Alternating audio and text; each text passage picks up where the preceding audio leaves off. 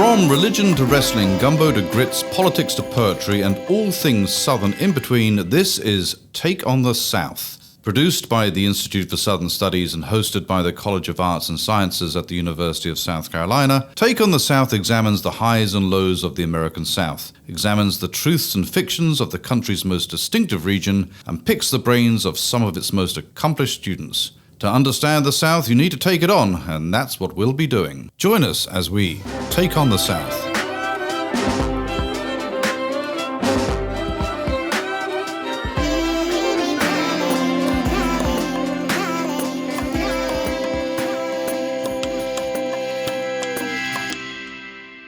Welcome to Take on the South, the podcast of the Institute for Southern Studies at the University of South Carolina. I'm excited today to introduce a new little mini-series on the podcast where we want to highlight some of the students that we've had come through Southern Studies in recent days.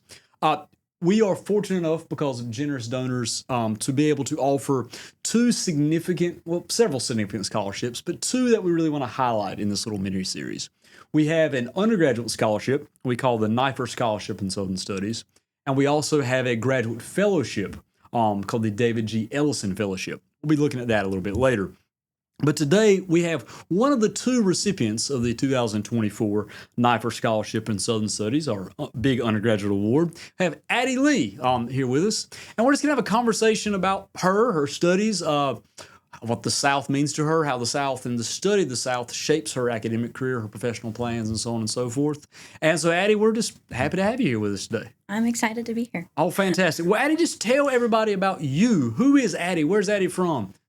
Okay, that's always a hard question to answer.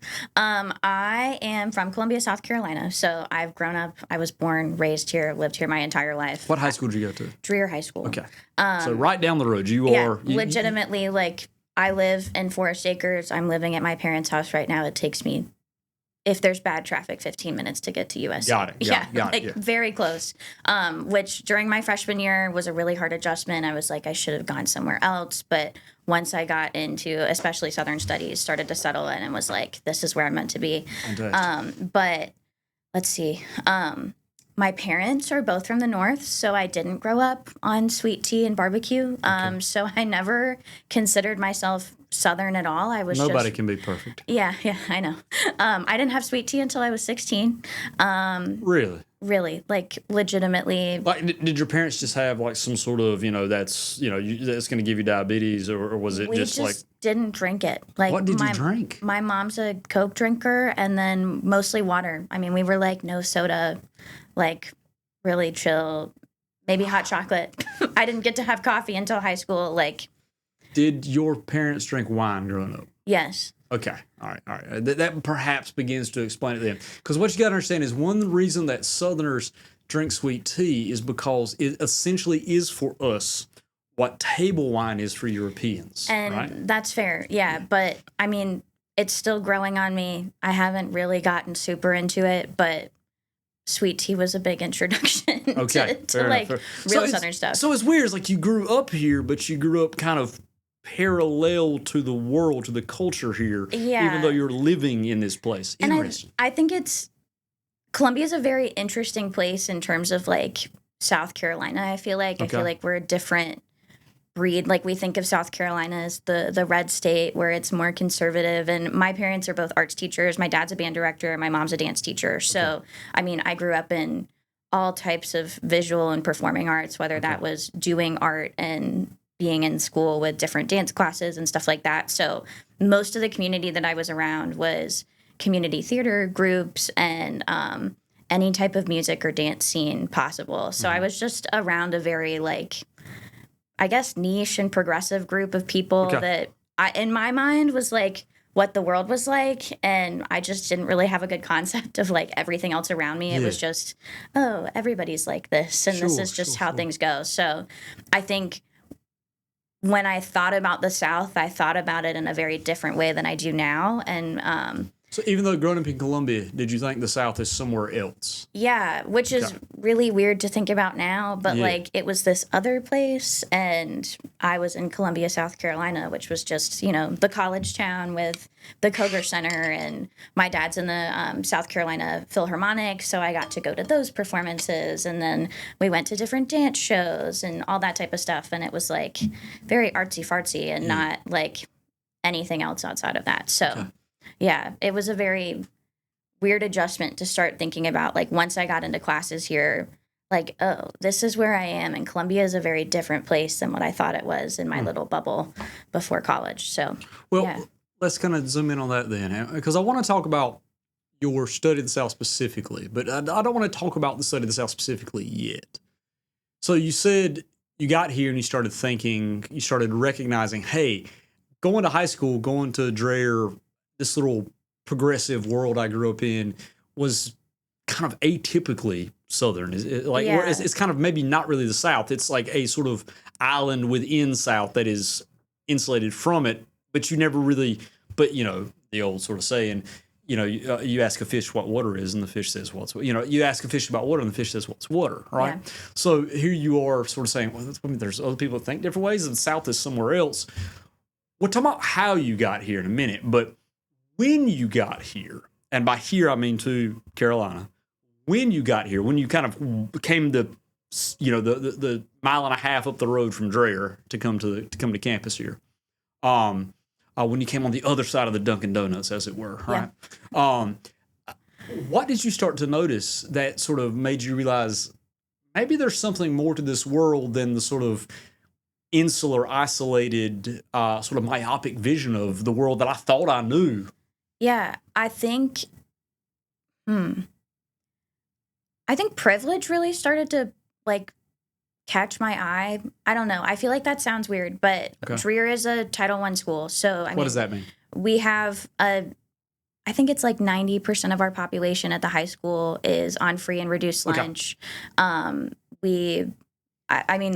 would say at least 70% of our population was African American or people of color. So a lot of the people I was in class with didn't look like me. So I had a lot of different perspectives. Sure. And then I got here and I was like, where did everybody go? Like, this doesn't look like the Columbia that I know.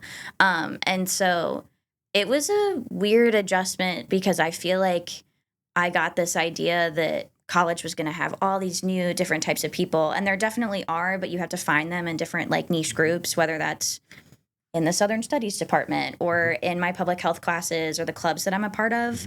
And especially at my time at Dreher, it was my senior year was 2021 is when I graduated. So like COVID was prime. So I was doing all of my classes online.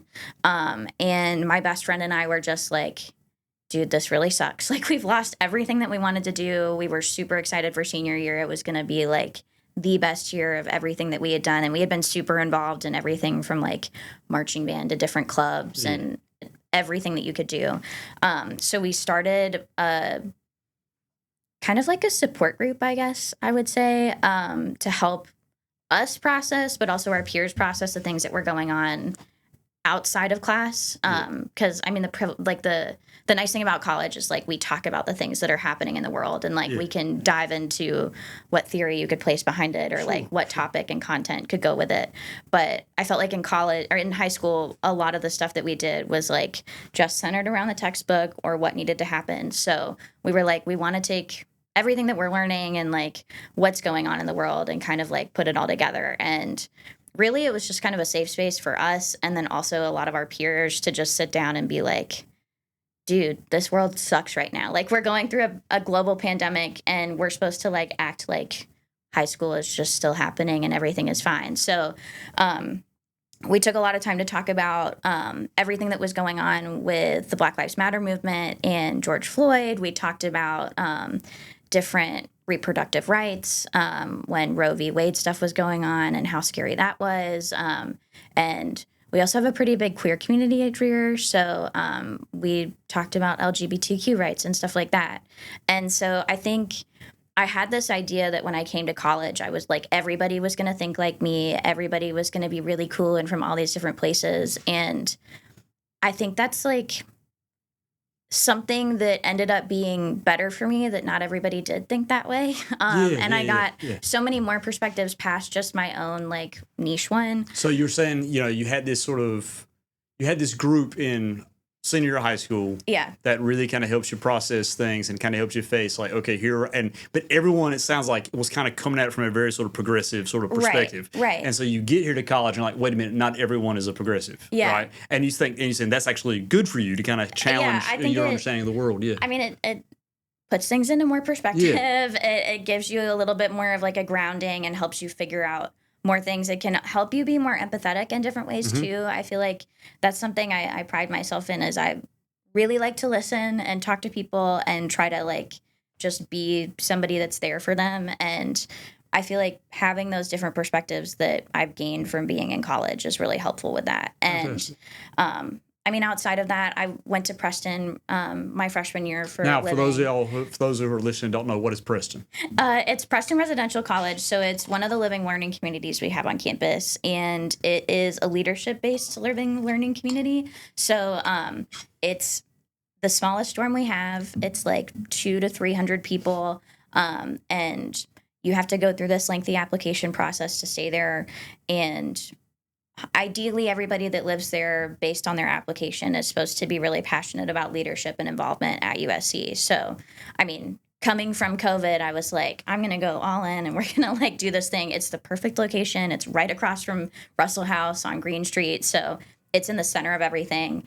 And I really got to meet a lot of different people there, which was really cool. And also opened my mind up to a lot more things that I was uncomfortable with originally, or like felt really comfortable with, but then had to like relearn how to do things because we were coming back into like being in person classes instead of being online and stuff like that. So yeah, I guess coming to college, coming out of the like Columbia that I thought I knew, I got to see how wide of a range Columbia really had, and not being in the like high school bubble of your mom and dad will drop you off from place to place. Like, I mean, I could go to the Vista or I could go to the Koger Center on my own and stuff like that. And so finding different opportunities to like interact with the people at Preston, the people in the different groups that I was a part of, or just like exist in Columbia as an adult was very different and cool and eye-opening. So yeah. So is that when you started to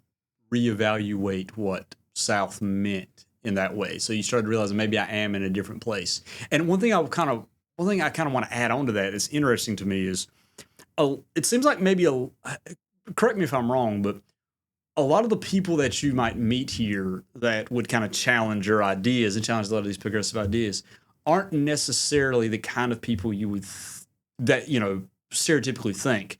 There are a lot of, traditional sort of conservative Southerners here at this university, but almost half of the student population is from outside of the South. Yeah. It's from the North. And a lot of them actually have very, very conservative perspectives too. And it seems like in my sort of anecdotal experience with Northern students, one of the reasons they come to South Carolina is because they want to come to a place that they conceive of as being conservative, right? So they have a sort of fantasy of South that they're engaging in. When you're interacting with both other Southerners and with Northerners who are engaging with some idea of South here, is that when you started to kind of reconsider this sort of insular bubble of progressive South that you had grown up in Columbia? Yeah, I think it also kind of changed my perspective on what I thought the North was too. Interesting. Because my parents moved away, like both of them moved away from the North. My and where mom's are they from? From Maine. From Maine, and then my dad's from Maryland, which, it's the liminal space transit. I mean, like it was profoundly a Southern space until the mid 20th century, and now it's kind of its own thing. I guess my dad would consider himself from the northern part, but there's always. I mean, you go back, to the 19th century. There was these parts were very Southern, these parts were very Northern. Maryland's always been this sort of liminal space. Yeah. So I just had this idea that, like, based on, I guess, social media and what my parents taught me and all that type of stuff. Like the North was just this massively progressive, beautiful like land where everybody has public transportation and, you know, big cities and stuff like that. Cause I mean, I had been to New York City and I had been to DC. You just told me your mom was from Maine. That's about the least big city place possible. Right, and right. And Maine's very progressive, but it's a very weird kind of progressive. Right. Yeah. It is very strange. Yeah. And I've only been there once in my life. So I've got this like idea that Maine is the woods and that's kind of just up there. I don't think that's all that inaccurate, to be honest with you. Yeah. But I think meeting people that were from places that I had this like preconceived notion of what it should be, and then them not being like that was kind of interesting. And then also, I was 18. I had the ability to drive a car and my first job, so I had money to spend. So like during fall break, I went up to Philly to go see my best friend, and that was really cool. And she's in a very like interesting group of people because she's a musical theater student. So they're from all over, but also very similar to like what I was used to when I was growing up. But I also went to DC and saw like all of my dad's side of the family that was up there. And that kind of gave me a different perspective as to like what Northerners are and like who people are. So it just, I don't know. I feel like I had a very different idea of, I think I opened my mind to what Southerners in the South could be, and then also changed my mind on like, I guess, stereotyping and like putting the North in like a very specific light in my brain. Yeah. Well, then let's sort of bring that back to the sort of how you end up being the scholarship recipient here. So, what are you studying, right? And so let's just start there. What are you studying here at USC? Yeah, I'm studying public health. Okay. I applied to all of my colleges to do computer engineering. Did COVID online school for a year, and I was like, I would never want to sit in front of a computer again. I like people too much. So, you know, I'm still a woman in STEM, but public health is definitely where my heart lies. Okay, so, great. Yeah. So you're studying public health here. So how did you end up knowing Southern Studies existed? How did you end up taking Southern Studies classes, and kind of have a sort of bigger question I kind of want to get into? Yeah. So like I said earlier, I was kind of floundering my freshman year. It was hard. It was a very hard adjustment, much more difficult than I thought it was going to be. I thought I was just going to be like close to home at school, had my 2 double lives or whatever. But it ended up being really difficult. All I wanted to do was like get out of South Carolina. I was like, everybody that I know and care about is gone. They went out of state for school. And this is not where I'm meant to be. I took a global health class the second semester of my freshman year. And I was like, okay, public health is where I want to be. Like, this is what I want to do. Not everything is just biology and science. Like there are people and there's like good coming out of things. And then the second semester of my sophomore year, I took Southern Discomfort with Mindy Spencer, and that's when I was like, whoa.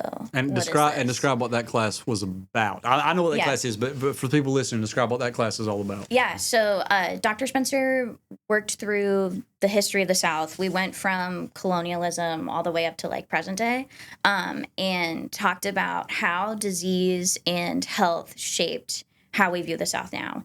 Okay. And that's what really opened up my mind. First of all, we had to like define the South and like look at a map and be like, what would you consider Southern and not, which was something I had never really done before, but a very interesting like challenge. And then also looking at how like the stereotypes that I had in my own brain and I knew other people had about the South, how those are shaped by the way that health has impacted people in the South for many, many years was really, really interesting and eye-opening to me. And I feel like, especially with the public health problems that we have in America, we associate a lot of problems with the South, whether that be like diabetes. I mean, Eau Claire, the 29203 zip code, has the highest rate of amputations due to diabetes. And my dad taught high school there for at least 8 years. And I would have never known. I mean, he taught steel drums and helped kids like find music. But other than that, like, I don't think he ever thought about the fact that like people are literally having to get amputations due to their diabetes because they don't have access to the healthcare they need. And so looking at stuff like that, which is in the present, but also how stuff like yellow fever and hookworm shaped, you know, a lot of the disease management problems that we have now, as well as like stereotypes. Like we think of like the slow Southerner and like the draw and stuff like that, but really it's because people are anemic because they had hookworm and there was a parasite eating the inside of them, and you can't function if there's a parasite inside of you. So So this sort of began your interest in saying, okay, so it sounds like there's two things happening. One, you think you know what Columbia is, and you think it's just Columbia and the South is somewhere else. You come here, right down the road, and suddenly you have, in those, mile and a half, 2 miles from Dreher High School, you've like stepped out of a massive bubble. Yeah. You've come into a place saying, okay, there is this thing called the South, and I've actually always been in it, and I just didn't know it. Yeah. And I'm seeing other people who are also from this place, maybe who didn't go to Dreher, but maybe went to another high school here in town, right? Whether it be Eau Claire High School, whether it be Flora, or those other high schools that understand this place called Columbia and understand this as a part of this thing called South, which I didn't. You've got that. You've got all the students from the rest of the South, and not a lot of students from outside of the South who come down here playing with these ideas, these stereotypes, these fantasies they have of South. And you'd get that, and suddenly you're having to start thinking through these issues. Then you take a class about public health in the South and how many of the negative ideas that you had about this place were actually shaped by quite literally sort of microbes, right? Microbes shape a lot of these sort of things, and suddenly you're like, wait a minute, maybe I haven't always been correct about this place, right? Maybe there's much more going on here. And so is that really what got you wanting to take then more Southern Studies classes and to think about the South in a more systematic way? Yeah, I think Dr. Spencer really encouraged me to explore a lot of different things. And she mentioned that there was like one of the smaller scholarships that was like, I don't know if it's through our institute or if it's through the English one, but the like $250. And she was like, sure, if you want it, I will submit your name. And I was like, okay, I'll think about it. And like, then I would have to start thinking about like a minor and that type of stuff. But the more that I took her class and interacted with her, and then Dr. Toussaint, who was our TA in that class, and later I took a class with her, I really felt like I found a way to focus everything that I wanted to do with my public health career goals and aspirations. Like I know I've always really been into advocacy and really want to make a big change, and, global change is great and all, but there's so much power and good that can come from making a local change. And even something as large as like the South as a whole, especially in the US, needs a lot of help and a lot of advocacy for the people that live here with public health problems, whether that's funding or just education, or raising awareness of the problems that are going on here. So once I had a couple of conversations with Dr. Spencer and Dr. Toussaint, I was like, I think this is really where I need to like focus what I'm doing. And I know I don't want to be a doctor. I know I don't want to be a lawyer. I want to do like the public part of public health, not just the clinical level. And so having this new perspective historically, but also socially and culturally, I feel like can help me work with so many different populations because of the classes that we offer, and the classes that I've taken so far. There's just a lot of different perspectives that I can bring to the table, and I would say like a nuanced way to look at public health here, because I think a lot of the time we're like, this public health problem is happening, this is what we're going to do to fix it, ta-da, and it's like, that's not how it works when we think about the people that we're actually affecting. Like, you can say that you can make vegan soul food, but is somebody who eats soul food really going to want to put vegan in front of that and take away the pig from like what's being made with everything? So because that's not just a sort of health standpoint there. That's talking about one's ancestry, you know, how one, like it's a, putting the pork in the soul food, is not just a taste thing. It's also sort of participating in a broader historical narrative of remembering your past, remembering your ancestors. Exactly. And I think since I've been able to take classes and have learned how to acknowledge like the history and the culture that comes behind the problems that we see now, I've found a better way to focus my public health knowledge and I guess drive and passion into a place that I've grown up in and a place that I've been around. But now, like, I'm in it and I acknowledge that. You know what I mean? Yeah. So you graduated in May, right? Mm-hmm. Okay. So what are you doing after that? What comes next for Addy? You've got, we got a couple weeks left in this semester and you got one semester left. So it feels like I'm going to blink and it's going to be You're done. almost there. You're almost there. You're almost there. So what comes next for you then? Yeah. So right now I am a program assistant at the South Carolina Department of Health and Human Services. So that's Medicaid for the state. Okay. So we fund 70% of children in South Carolina, like their health care, pregnant moms and moms that have given birth. So we cover prenatal and postnatal care. Okay. What else? Breast cancer and cervical cancer patients, people with disabilities, and also people that are on Medicare, which is 65 and up, if they need extra circumstances covered, right. As well as people that are below the federal poverty line. Okay. So the really like fun and cool thing about this, as like boring as Medicaid might sound, is since I work in the quality department, we're working on finding ways to be innovative and create solutions to health problems that we see through insurance. So the power in that is like, I'm not going to fund you and I'm not going to give you the money to pay for this patient care unless it's this certain standard. So what can we do to change that standard, to change the way that health is happening? So we have a really high infant and maternal mortality rate in South Carolina. Part of it is a policy problem. We influence a little bit of that, but not quite as much. But what can we do to teach doctors how to teach parents, like pediatricians, to teach parents how to help their kids go to sleep safe at night so we can reduce the infant mortality rate? So preventing like sudden infant death syndrome by teaching safe sleep practices, or helping pediatricians and different doctors across the state learn how to recognize mental health problems in kids earlier so that way they can get help.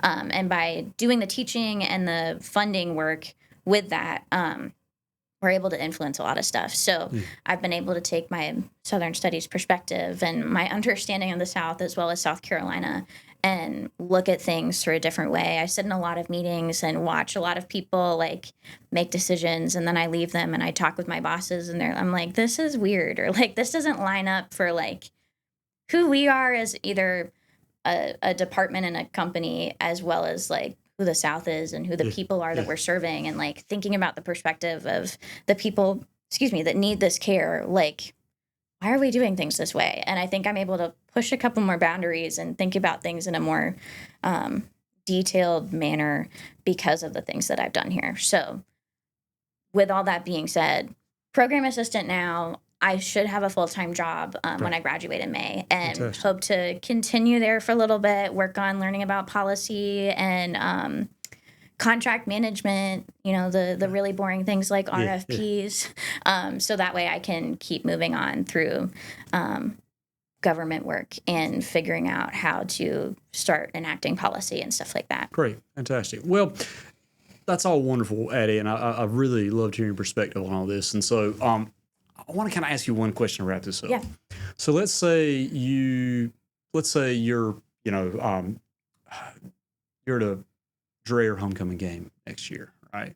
And you run into some kid who's 5-6 years younger than you, getting ready to go to college somewhere, maybe coming here to USC, and you start talking to that kid, and that kid says, why would you ever want to study the South? Like, the South is this backwards, conservative, red place, and, we're good progressives, so why would we even care about that kind of thing?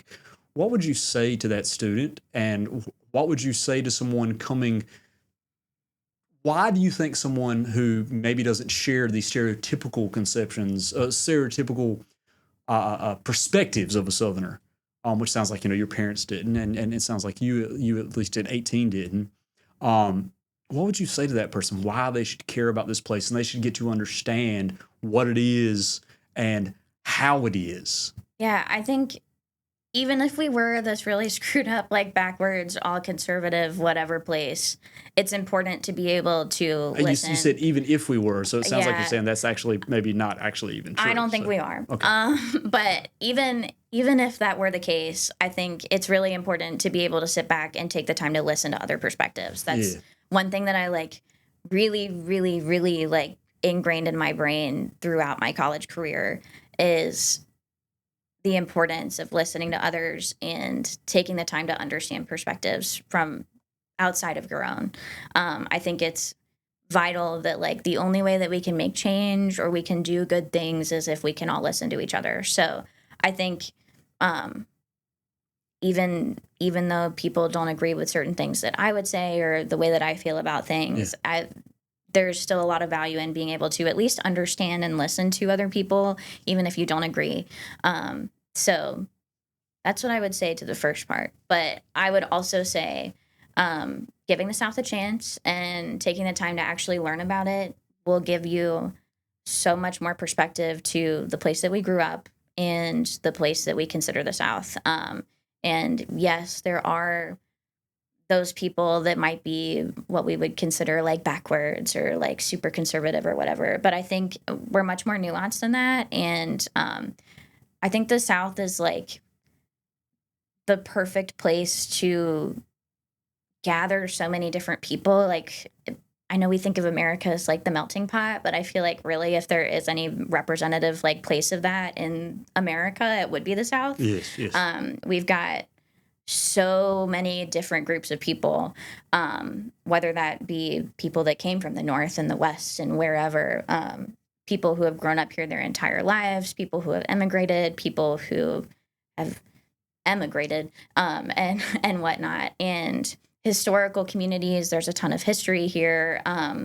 There's indigenous populations and queer populations and people of color, and there's arts and there's food and all that type of stuff. I think if you take the time to look at what the South actually is and the people that are here, you'll realize it's much more complex than you ever thought it was. And I think the way that I like describe my mind change like and shift was I feel like I had this like internal like Southern phobia of like, ooh, I can't be associated with the South. Like that would mean that I'm conservative and I live in a red state and I support that. And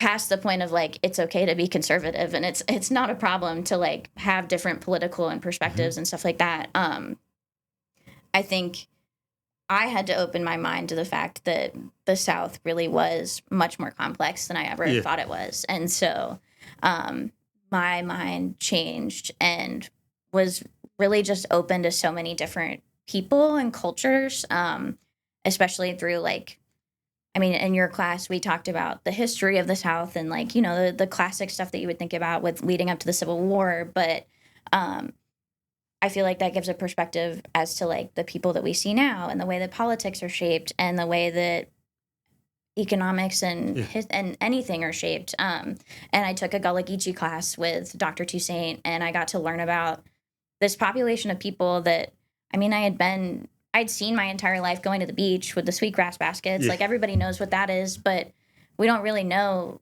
who they are. And I mean, they're a population of people who were brought over because they were enslaved from Africa. They got to live on the sea islands and they were on plantations, but removed enough to create their own culture. And they were some of the first groups of people to be freed from slavery and finally like have their own societies. And they're this really resilient group of people that are so much more than just a sweetgrass basket. I mean, their food is so complex. They have their own language and dialects, and it's really, really cool to look at that. And I don't think we learned about that in school.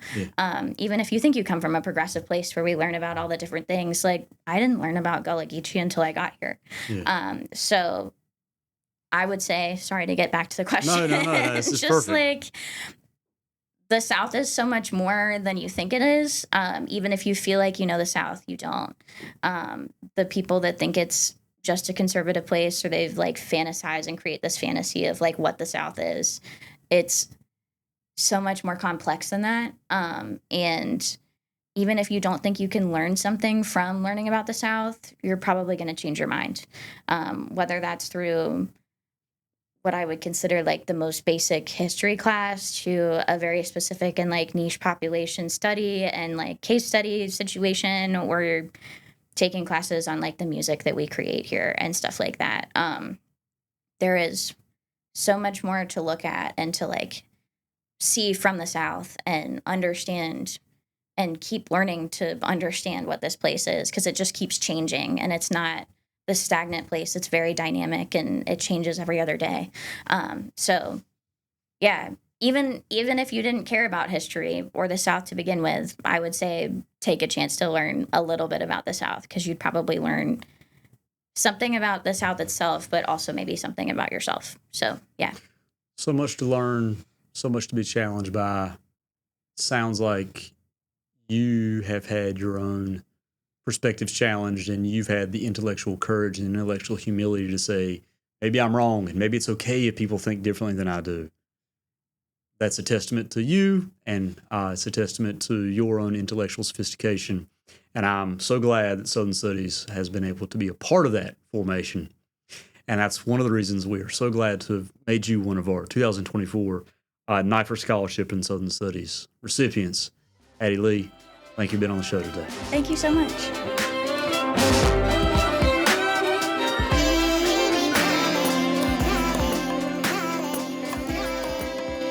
That was our Take on the South. Let us know yours. Find us on Facebook, Twitter, and Instagram at U of SC South. Take on the South is produced by Matt Simmons of the Institute for Southern Studies. Special thanks to Professor Dave Garner of the University of South Carolina School of Music for composing our music. Tune in next time for another Take on the South.